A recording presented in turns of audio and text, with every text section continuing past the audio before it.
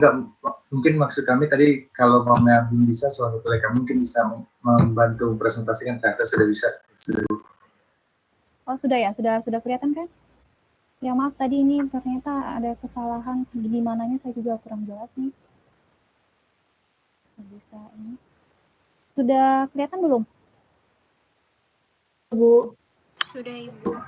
Oke baik. Baik saya mulai ya. Jadi hari ini saya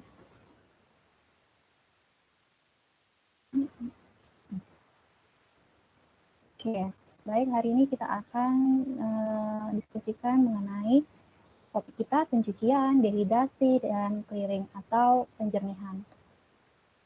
Nah, yang pertama kita bahas mengenai pencucian. Nah, pencucian itu sendiri terdiri dari 3 ya. Ada jenisnya, ada 3 jenis pencucian, rinsing, soaking, sama washing. Nah, untuk yang rinsing ini dia bersifat superficial. Jadi bagian permukaannya gitu untuk membuang sedimen atau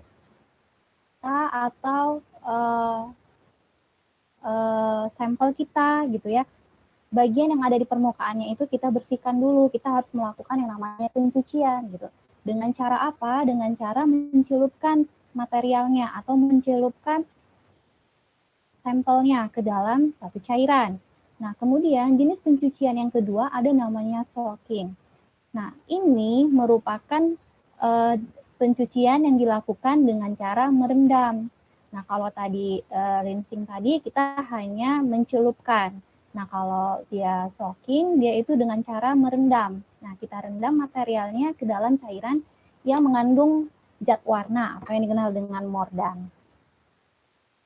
Selanjutnya, washing, ya ini proses pencucian yang intensif dilakukan, di mana cairannya nanti yang dipakai itu untuk pencucian selalu dilakukan penggantian ulang gitu.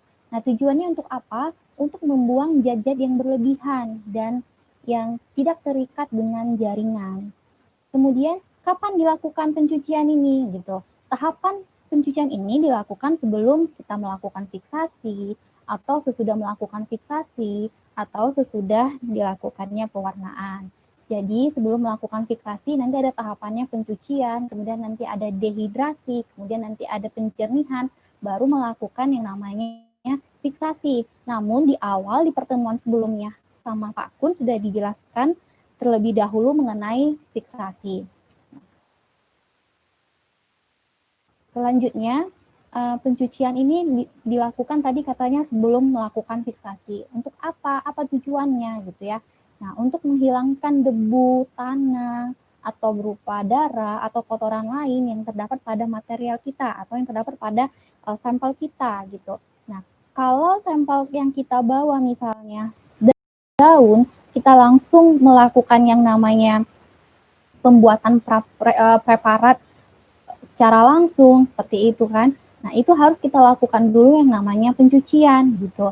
Nah, untuk apa? Kalau kita tidak membersihkan terlebih dahulu, maka akan mempengaruhi kita dalam penyayatan. Jadi nanti hasil yang kita dapat tidak begitu jernih seperti itu, tidak dapat yang akan kita cari. Sebenarnya kita mau lihat sel apa gitu, tapi tertutupi dengan adanya debu ataupun kotoran lain yang menempel pada material tersebut.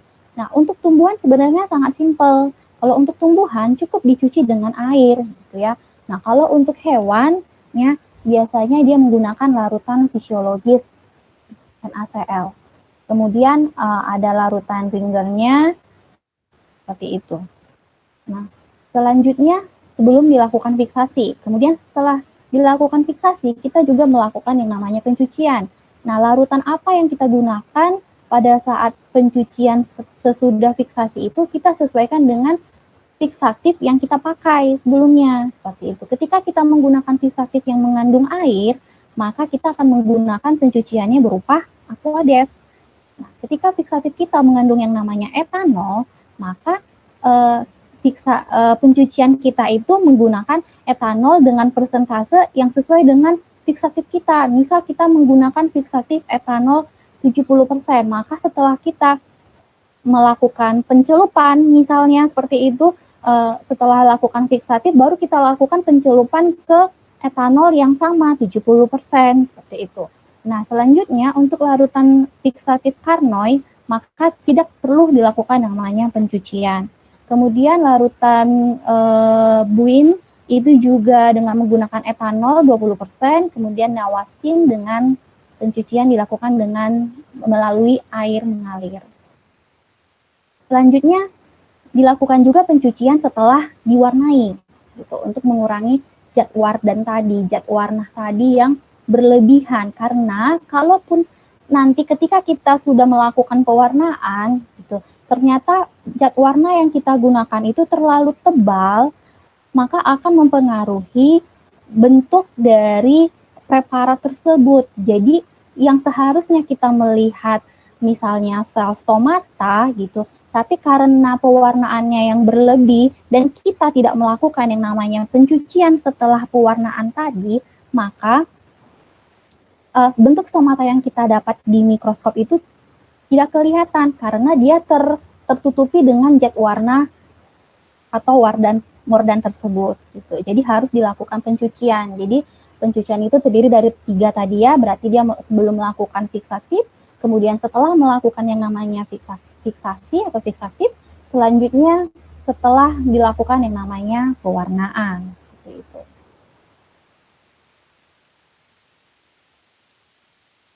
Selanjutnya pengertian dehidrasi. Nah, setelah kita lakukan yang namanya pencucian, maka kita melakukan yang namanya dehidrasi, tahapan dehidrasi. Nah, apa itu tahapan dehidrasi?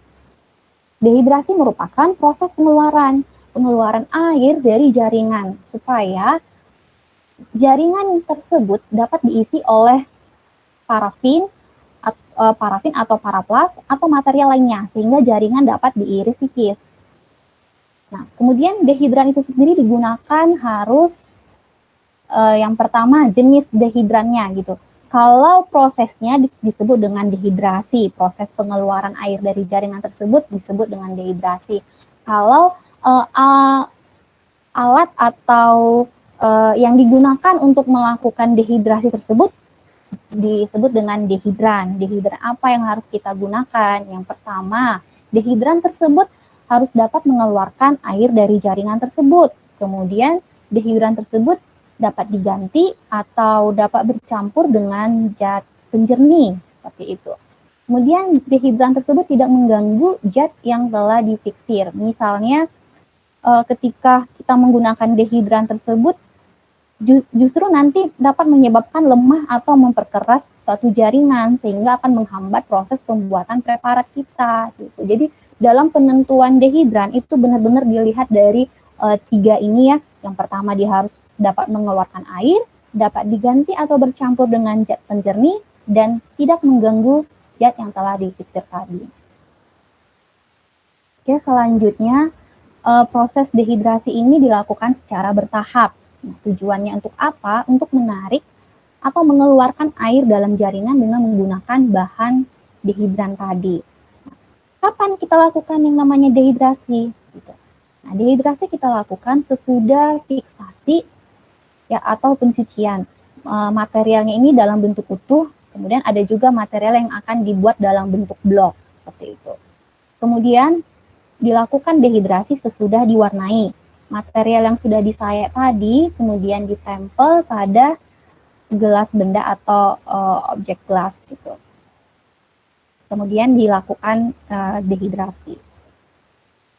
Nah, prosesnya itu apa? Bagaimana proses dehidrasi ini sendiri? Yaitu kita memasukkan potongan bahan tanaman kita tadi ke dalam seri larutan dehidran yang akan kita gunakan. Nah, setelah kita masukkan tadi potongan tanaman tersebut, maka akan terjadi pengeluaran air secara bertahap dari sel jaringan tanaman tersebut. Ada 2 jenis dehidran itu. Yang pertama, ada dehidran yang bukan pelarut parafin. Kemudian ada dehidran yang sekaligus berperan sebagai pelarut parafin. Nah, sebelumnya juga dengan materi sebelumnya sudah mempelajari tentang jenis-jenis parafin seperti itu ya. Jadi dalam pembuatan preparat ya, preparat untuk yang bisa tahan lama atau yang awet ya menggunakan dengan parafin seperti itu.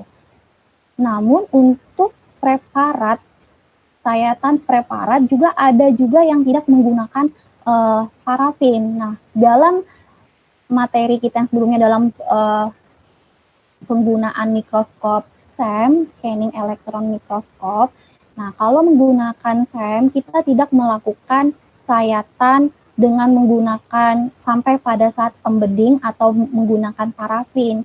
Kalau untuk SEM itu biasanya hanya untuk melihat bagian permukaan luar dari suatu material, misalnya kita mau melihat pengaruh mikroba terhadap pertumbuhan akar dari tanaman, misal tanaman padi gitu.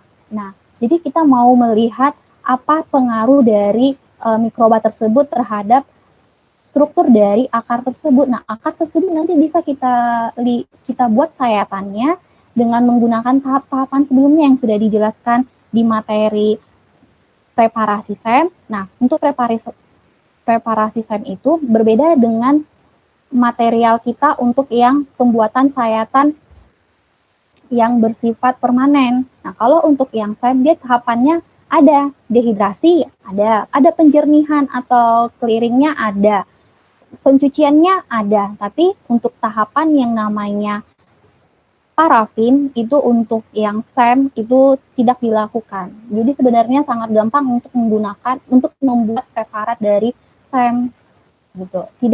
Tidak tahapannya tidak sampai pada pembuatan embedding atau penanaman atau dengan menggunakan parafin. Nah, jadi untuk yang SEM berarti dia menggunakan jenis dehidran yang bukan pelarut parafin.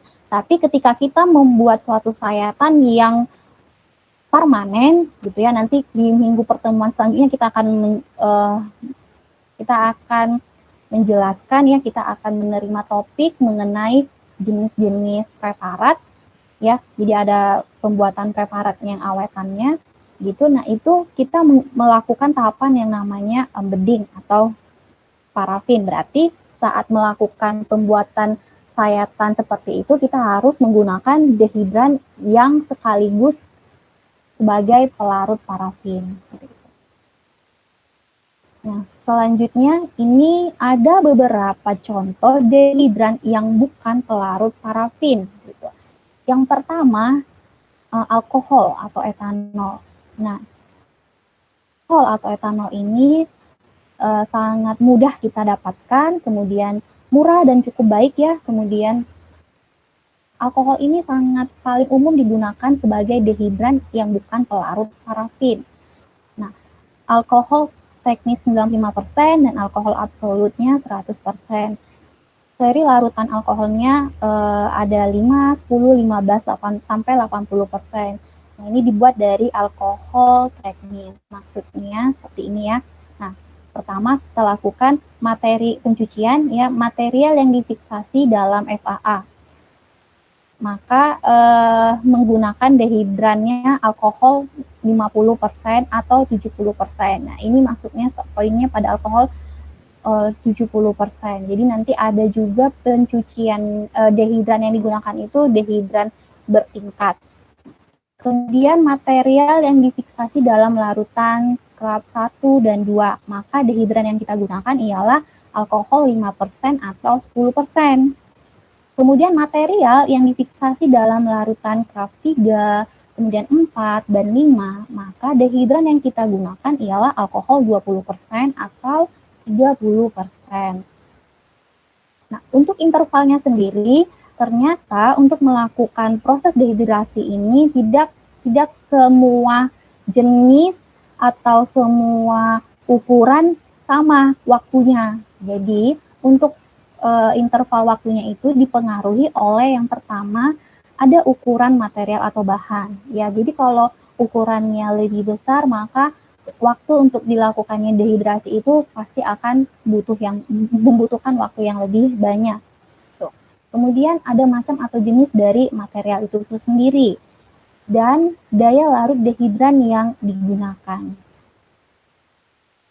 Selanjutnya, contoh dari dehidran yang bukan pelarut parafin lainnya, yaitu selain tadi alkohol atau etanol, kemudian ada isopropil alkohol. Nah, di sini dia mengakibatkan keracunan kemudian merusak dari struktur material tersebut gitu. Jadi di sini saya menyebutkan jenis-jenis dehidran yang digunakan yang bukan untuk pelarut parafin. Nanti dari semua jenis-jenis ini dapat kita simpulkan mana yang paling umum digunakan seperti itu, karena dari masing-masing jenis dehidran ini mempunyai nilai plus dan minusnya gitu. Jadi dalam membuat suatu preparat untuk melakukan yang namanya tahapan dehidrasi, maka kita baiknya memilih dehidran yang benar-benar cocok untuk jenis tumbuhan tersebut, jenis material yang akan kita gunakan. Dan kita lihat di sini ada beberapa kelebihan atau kekurangan dari dehidran yang umumnya dehidran yang biasa dipakai untuk yang bukan pelarut parafin. Selanjutnya, selain isopropil tadi ada aseton. Aseton ini memberikan hasil yang sangat baik juga ya. Kemudian pemakaiannya sama seperti tadi etanol, berarti pencuciannya untuk disesuaikan dengan pencucian dari fiksatifnya. Kalau FAA gimana tadi, berarti alkohol berapa persen dengan berapa persen, seperti itu ya. Nah, kemudian untuk yang aseton ini, ya dia mudah menguap gitu. Kemudian tidak dapat bercampur baik dengan parafin, makanya dia disebut sebagai dehidran yang bukan pelarut, tidak digolongkan dalam dehidran yang sekaligus sebagai pelarut parafin gitu. Kemudian kalau pakai aseton ini ya agak sedikit panas ya, dan aseton panas bisa bercampur dengan parafin. Mengapa aseton ini tidak bercampur baik dengan parafin ya? Karena tadi aseton panas ini bisa bercampur dengan parafin. Kemudian dehidran yang lainnya yaitu gliserin. Nah, ini khusus digunakan untuk yang material lunak atau alga, sejenis alga. Kemudian titik didih tinggi memungkinkan pengeluaran air dengan cara penguapan.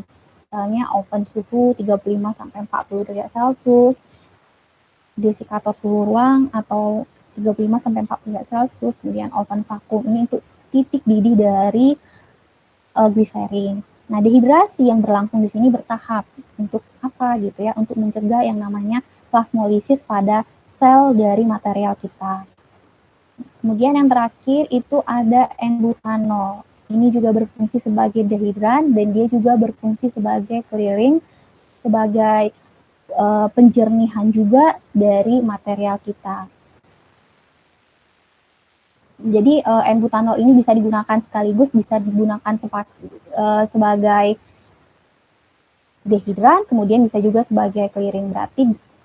Berarti untuk yang sampel untuk tahapan dehidrasinya dan untuk tahapan penjernihannya gitu, hanya menggunakan yang namanya N-butanol. Nah, kombinasinya di sini ada tingkatan-tingkatan kombinasi dari larutan alkohol dengan N-butanol. Biasanya untuk dehidran seperti ini ada tingkatan ini, berarti nanti kita buat nih misalnya butanol untuk tingkatan pertama, berarti butanol 10%, kita celupkan atau kita rendam sekian menit di butanol 10%, kemudian di alkohol parsialnya 20%, kemudian di airnya 70% seperti itu. Nah, misalnya di sini maksudnya ya, material yang difiksasi dalam larutan fiksatif yang mengandung air. Maka pertama materialnya dicuci dengan aquades. Ingat tadi pencucian disesuaikan dengan fiksatifnya. Ketika ini dengan menggunakan air, maka pencuciannya dengan menggunakan aquades. Kemudian dilakukan dehidrasi dengan etanol 30%. Nah, setelah itu larutan seri N-butanol. Nah, tahap 1 sampai ke 8 ini.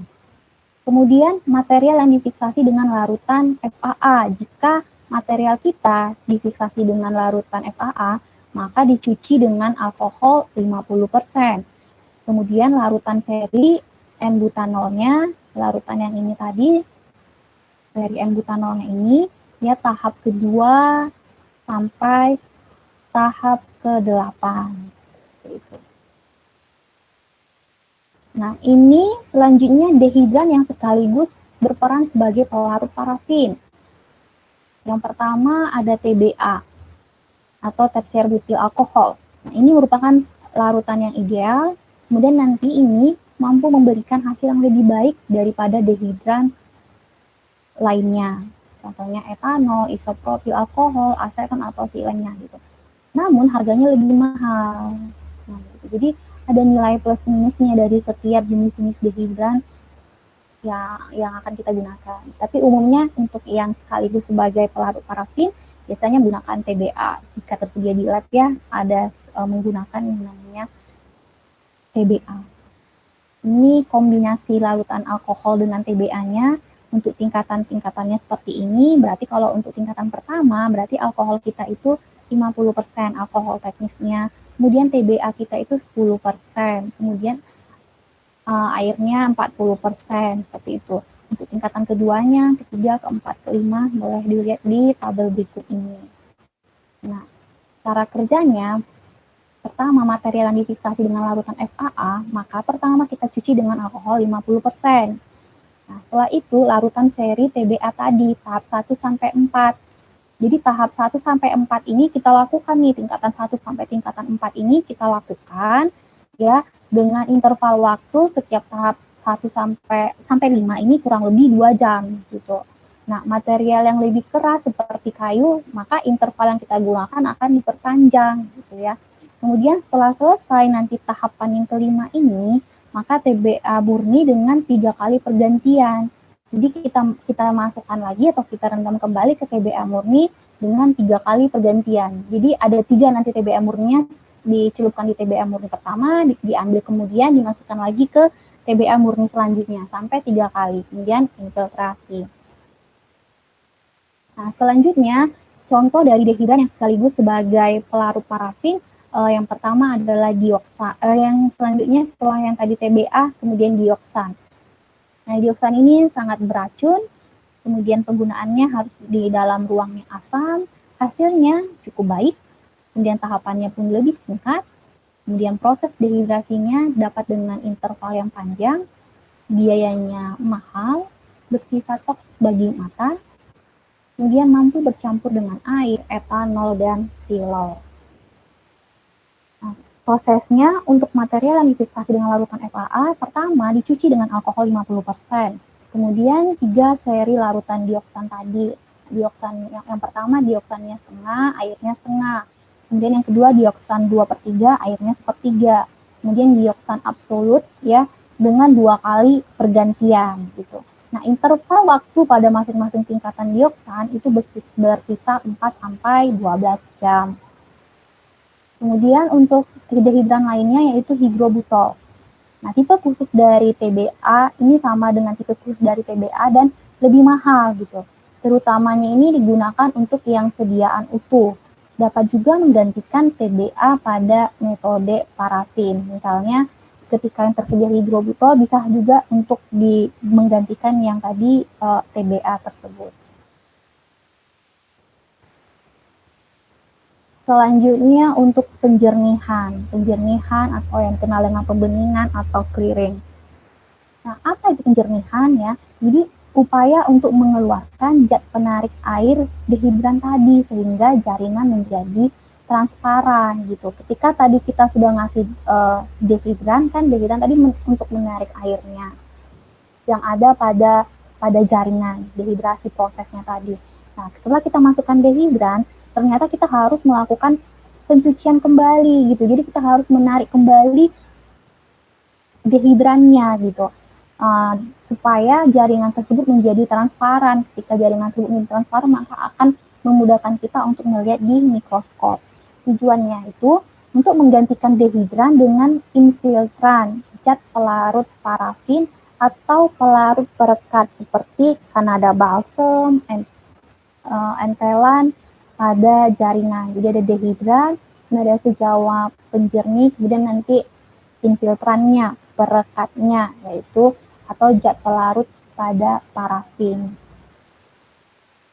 Nah, penjernihan untuk material tumbuhan itu sendiri tujuannya tadi ya untuk menggantikan dehidran dalam jaringan dengan pelarut parafin, sehingga persiapan menjelang proses penanaman, sehingga membantu persiapan menjelang proses penanaman dalam parafin. Kemudian merupakan proses lanjutan dari dehidrasi dengan dehidran bukan pelarut parafin, menjadikan jaringan lebih transparan gitu. Nah, untuk agennya yang berperan sebagai penjernihan, di sini digunakan umumnya ada silen atau silol ya, kemudian kloroform, kemudian benzen, toluene, kemudian trichloroetilen, kemudian cedar oil. Nah, untuk pemilihan senyawa penjernihan sama dengan dehidran tadi, kita juga ada kriteria untuk memilih senyawa penjernihan gitu ya. Yang pertama kita harus mulai berdasarkan kecepatan bercampur atau penghilangan etanol atau dehidran tersebut. Kemudian kecepatan bercampur atau dihilangkan dengan infiltran atau zat perekatnya. Kemudian dia harus bersifat ramah terhadap lingkungan. Kemudian dihindari zat yang mudah terbakar. Kemudian dia menghindari yang namanya toksisitas dan dilihat juga dari biayanya. Nah, untuk penjernihan ini umumnya dilakukan dalam 2 tahap. Yang pertama sesudah dilakukan yang namanya dehidrasi, kemudian sesudah dilekatkan pada gelas objek atau sesudah diwarnai sebelum direkat dengan gelas penutup. Nah, dilakukanlah yang namanya penjernihan ini. Gitu. Nah, kapan waktu yang diperlukan untuk penjernihan gitu? Nah, untuk penjernihan dari suatu material itu tergantung dari ketebalan dan kepadatan jaringan tersebut. Kemudian jenis zat kimia yang dipakai dan jenis jaringan yang diproses. Gitu. Nah, bahan kimia yang digunakan sebagai clearing agennya yaitu yang pertama silen ya atau silol. Nah, silen atau silol ini yang paling umum digunakan dalam tahapan penjernihan gitu. Kemudian karena apa? Karena harganya yang murah, jadi kita mudah untuk mendapatkannya. Kemudian selanjutnya daya kerjanya cepat, tetapi jaringan menjadi sedikit lebih rapuh daripada penggunaan dengan kloroform gitu. Nah, waktu clearingnya ini cepat, yakni sekitar setengah sampai 1 jam gitu. Ada yang hanya sampai beberapa menit saja, jadi kita sesuaikan dengan tingkat ketebalan dari jaringan yang kita gunakan gitu. Dan prosesnya ini bertahap ya, ada yang silennya yang dicampur dengan alkohol parsialnya. Nah, hasil yang baik bila digunakan dengan 10 tingkatan gitu. Jadi kita mencelupkannya itu ke 10 tingkatan ini gitu. Tingkatan pertama nanti itu berisi alkohol parsialnya itu 75%. Kemudian ditambahkan dengan silen parsialnya 25% gitu. Yang tingkatan kedua ada 50 alkohol parsialnya, silen parsialnya 50. Begitu seterusnya sampai tingkatan ke-10. Nah, interval waktunya jika kurang lebih dari 30 menit itu untuk potongan bahan yang berukuran kecil. Ketika bahan kita itu berukuran lebih besar, maka membutuhkan waktu sekitar 3 jam.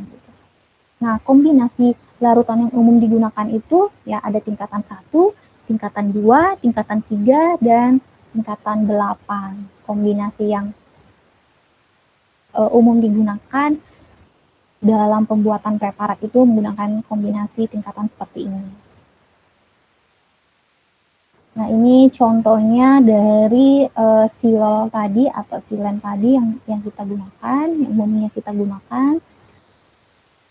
Kemudian untuk kloroformnya, nah seperti yang tadi dijelaskan di sebelumnya, kalau untuk silen tadi kan dia agak sedikit menyebabkan kerapuhan pada jaringan gitu.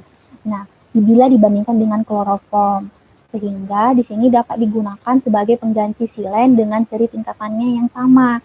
Namun ya nilai minusnya itu kalau kloroform dia sedikit lebih mahal dibandingkan dengan silol. Kemudian reaksinya di sini lebih lambat dan dapat memproses jaringan tebal kurang lebih sekitar 1 cm. Nah, tahapan larutan kloroformnya gitu ya, ada yang pertama alkohol parsialnya 2/3 gitu. Misal kita buat suatu larutan berarti alkohol parsialnya itu 2/3-nya, kemudian kloroformnya 1/3 gitu. Alkohol parsialnya 1/3, maka kloroformnya 2/3. Nah, kemudian yang ketiga ada kloroform murni. Berikut gambar dari kloroformnya. Nah, selanjutnya yaitu jenisnya si benzen. Nah, ini juga dapat digunakan seperti silol. Kerapuhan jaringan lebih berkurang dibandingkan dengan silen, namun dia mudah terbakar gitu. Jadi benar-benar harus hati-hati menggunakan si benzen ini. Nah, waktu clearingnya juga cepat, yakni sekitar setengah sampai 1 jam. Selanjutnya ada toluene. Ya, ini dapat digunakan juga seperti silol. Perendaman bahan dalam jangka waktu yang lama, kerusakan yang disebabkan dengan menggunakan toluene itu hanya sedikit, kemudian sama seperti tadi benzen mudah terbakar. Nah, untuk yang selanjutnya ada trichloroethylene. Ini juga salah satu pelarut parafin yang baik, kemudian dapat menggantikan dari fungsi silen tersebut.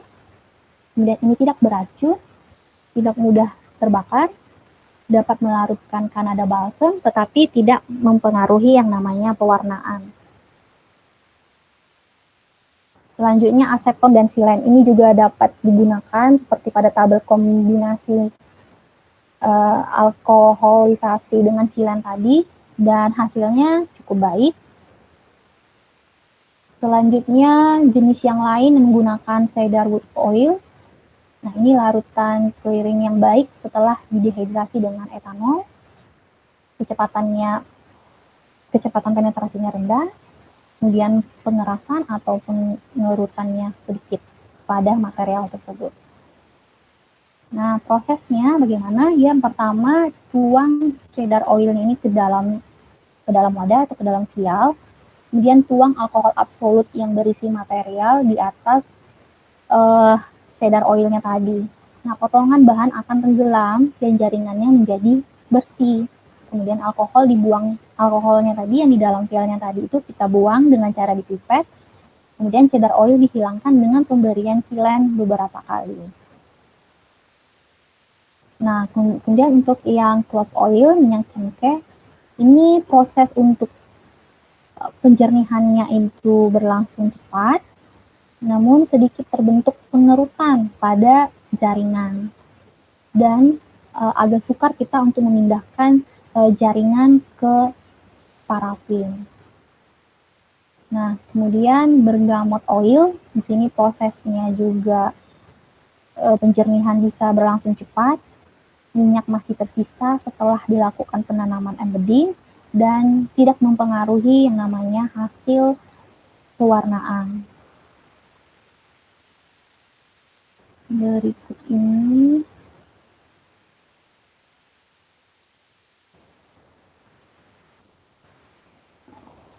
contoh dari kegiatan dehidrasi dan clearing penjernihan.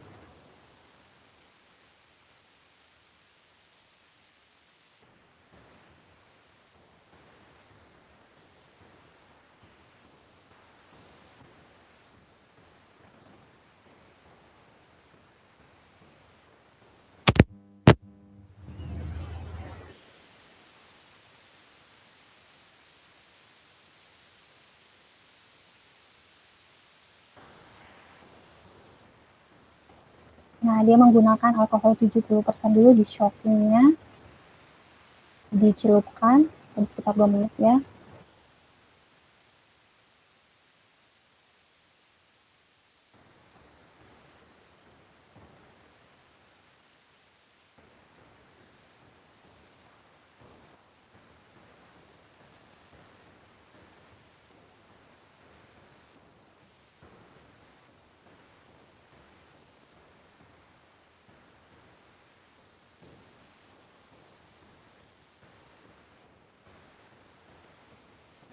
Nah, jadi dia di sini menggunakan dehidrannya etanol, ada etanol 70% dan 100%, kemudian dia menggunakan silennya, silolnya itu sebagai penjernihannya.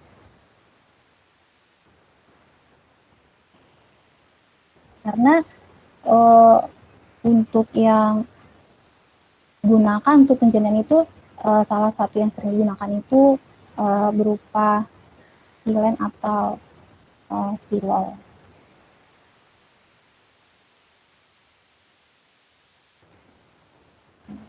Baik, untuk pertemuan kita hari ini hanya sampai materinya, topiknya mengenai pencucian dehidrasi clearingnya ini sampai di sini topiknya. Ya, selanjutnya jika ada yang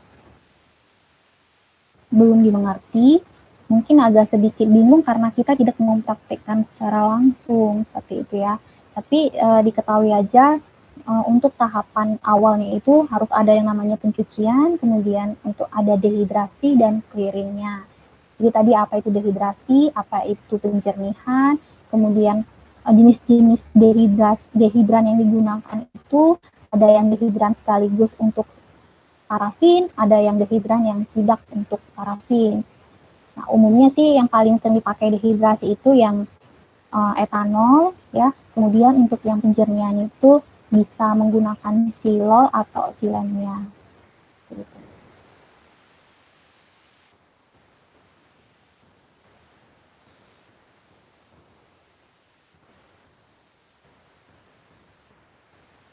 Baik, ada yang kurang dipahami atau gimana dari semuanya?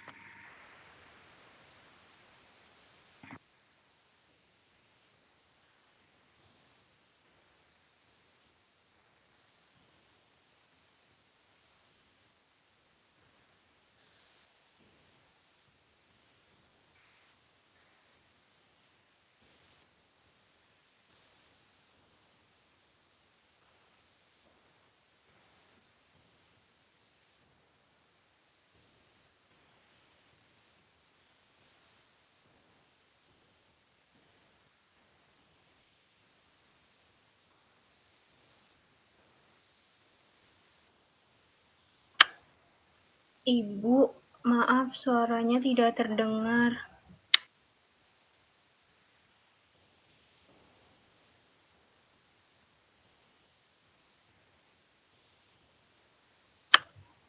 Belum terdengar, Bu.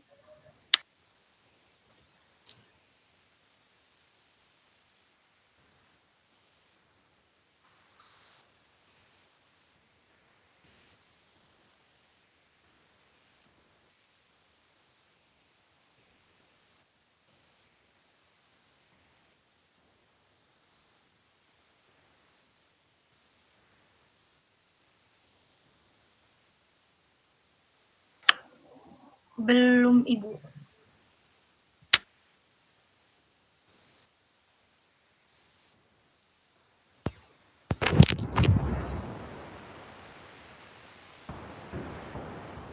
Kalau ini sudah kedengaran belum suara saya?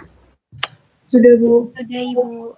Jadi mohon maaf tadi ketika saya memaparkan materi kita kedengaran atau tidak? Terdengar, Bu. Yang pas bagian Ibu matiin PPT baru udah nggak terdengar, Bu. Oh iya. Baik. Selanjutnya ini gimana? Sudah paham atau kalau sudah paham kita selesaikan pertemuan hari ini? Jika belum, paham, Bu.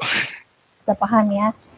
Dilihat aja tadi video yang tadi itu seperti itulah kira-kira gitu. Jadi yang pemaparan yang saya jelaskan sebelumnya itu jenis-jenis contoh-contoh dari dehidran yang kita gunakan dan contoh-contoh dari penjernihan agen clearing agen yang kita gunakan seperti itu. Nanti dari situ kan bisa menilai apa yang yang nilai yang plusnya yang bisa kita gunakan, bisa kita pilih dehidrannya. Tapi ingat tadi, setiap menggunakan dehidran, ya kita harus melihat juga material yang kita gunakan, seperti itu.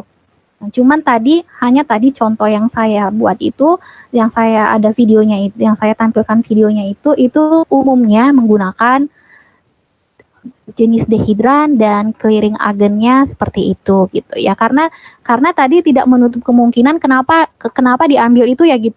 Kenapa menggunakan bahan tersebut seperti itu kan? Yang pertama ya kita lihat juga dari kebutuhan kitanya gitu. Karena masalah biaya juga dalam menggunakan bahan-bahan. Kalau kita hanya membutuhkan dalam misalnya seperti ini. Kalau misalnya si A dia sama hasilnya nanti dengan yang si B dengan menggunakan bahan yang B. Namun untuk yang A kita membutuhkan biaya yang banyak seperti itu. Tapi yang B itu nanti agak sedikit riskan gitu kan dalam melakukan pekerjaan. Berarti harus lebih hati-hati ketika kita menggunakan yang bahan B. Kira-kira seperti itu gitu.